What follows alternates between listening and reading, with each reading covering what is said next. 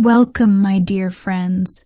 Today I want to tell you the story of a man who lived between light and shadows, a man who was more than a scientist, more than an inventor. He was a dreamer, a visionary, someone who saw the future long before the world was ready. He gave light to humanity, yet he died in darkness.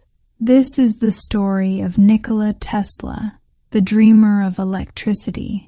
Tesla was born in 1856 in a small village in today's Croatia, part of the old Austro-Hungarian Empire. His father, Milutin Tesla, was a priest and a strict man, hoping Nikola would follow the same religious path. But his mother, Juka Mandic, was different. Though she never went to school, she had an inventive mind. She created clever household devices and encouraged Nikola's imagination. From her, Tesla inherited not only creativity, but also resilience. She taught him that the human mind has no limits. As a boy, Nikola often seemed strange. While other children played, he preferred to watch the sky. He spoke of visions, wheels, engines, streams of light flowing through invisible channels.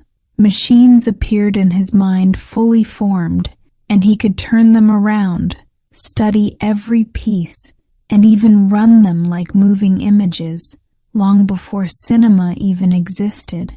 It frightened some people. His father thought it was fantasy, but to Nikola, these visions were destiny.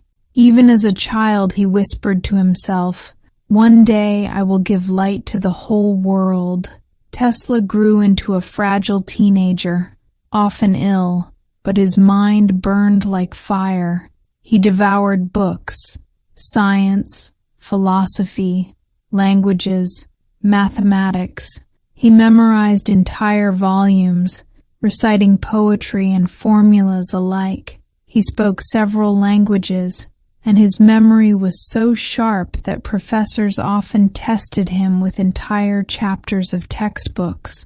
When he discovered electricity in his studies, it was like discovering the hidden language of the universe.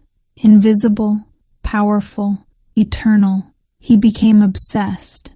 At the Polytechnic School in Graz, he impressed teachers with his ability to design machines in his head. He dreamed of motors that would run without coal, fire, or smoke, motors that used the invisible force of magnetic fields. But Tesla was not satisfied with theory. He wanted to touch the future, to bring his inner visions into reality. In 1884, Tesla boarded a ship to the United States. He had little more than a letter of recommendation, a few coins, and a head full of ideas.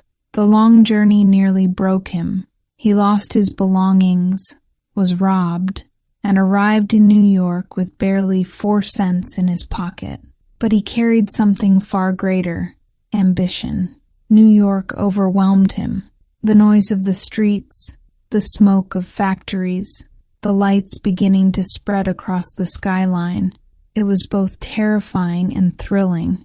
And here was the man he dreamed of meeting, Thomas Edison, the great American inventor.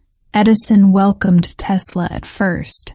The young immigrant impressed him with his skill and his ability to repair and improve motors. Tesla worked tirelessly, sometimes 18 hours a day, but soon their visions clashed. Edison believed in direct current, DC, limited, expensive, and weak. Tesla believed in alternating current, AC, efficient, powerful, able to travel across long distances. When Tesla suggested new designs, Edison laughed and mocked him, calling his ideas dangerous nonsense. Once, Edison even promised a reward if Tesla could improve his machines. Tesla worked day and night, achieved the impossible, but Edison never paid. Disillusioned but not defeated, Tesla left Edison's company. He had lost security, but he had kept his dream. Tesla found a new ally, George Westinghouse, a businessman who believed in Tesla's vision. Together they built the foundation of modern electricity. But Edison did not give up easily. He launched a campaign of fear. He paid newspapers to publish lies, staged gruesome demonstrations where animals were electrocuted with alternating current, hoping to prove Tesla's system deadly. The newspapers called it the War of Currents. On one side, Edison, powerful, wealthy, pragmatic. On the other, Tesla, the poor immigrant, the dreamer. But the truth could not be silenced. Tesla's system proved superior. It could power entire cities, travel across miles of cable, and deliver energy at a fraction of the cost. The final victory came with the construction of the Niagara Falls power plant. In 1896, the great waterfalls were harnessed, and for the first time, nature's raw power was transformed into electricity using Tesla's designs. When the turbines began to spin and the city of Buffalo lit up, the world changed forever. The boy from a small village had defeated the giant.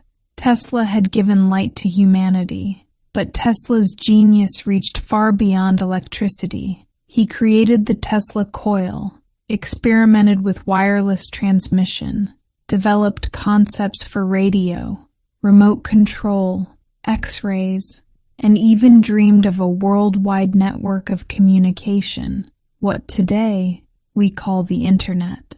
He envisioned giant towers sending power through the air, free and limitless, reaching every home, every village, every person on Earth.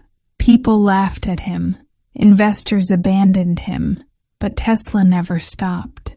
His laboratory became a theater of wonders. Sparks leapt across the air, lightning danced in his hands, and newspapers described him as the wizard of electricity. Some feared him, some adored him, but everyone knew he was different.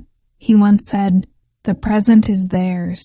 The future for which I really worked is mine." And he was right. Many of his ideas, dismissed as madness in his time, became the foundation of the modern world. Yet, behind the brilliance, there was loneliness. Tesla was not a businessman. He cared nothing for contracts or profits. While others grew rich using his inventions, he lived in poverty. The man who had given light to the world often lived in darkness, hungry, forgotten, and alone. He was eccentric, too. He avoided handshakes, obsessed over cleanliness, and followed strict routines. Few understood him, and so, as the years passed, the crowds moved on, the investors turned away, and Tesla was left with little more than his visions. In his later years, he lived in small hotel rooms in New York. His companions were not people, but pigeons he fed daily. He once confessed that he loved one pigeon, as he would love a friend. Perhaps it was the only creature that gave him comfort in his solitude.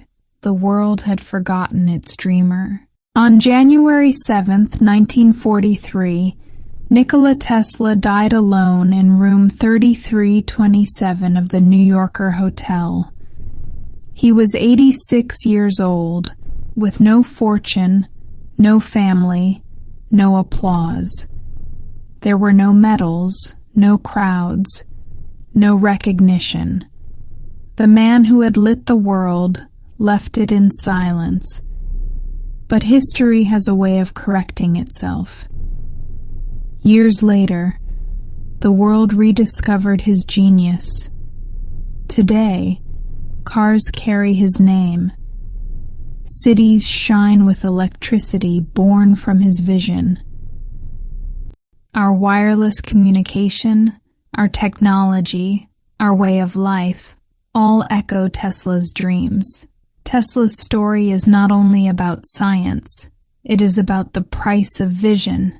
He reminds us that true greatness is not measured by wealth or fame, but by the legacy we leave behind. He suffered in his time, but he gave us the future. So, my friends, remember this. Never be afraid to dream bigger than others can understand. Never fear being ahead of your time. Visionaries may be mocked, rejected, or forgotten for a moment, but in the end, they change the world forever. Thank you, Nikola Tesla, the dreamer of electricity. We will never forget you.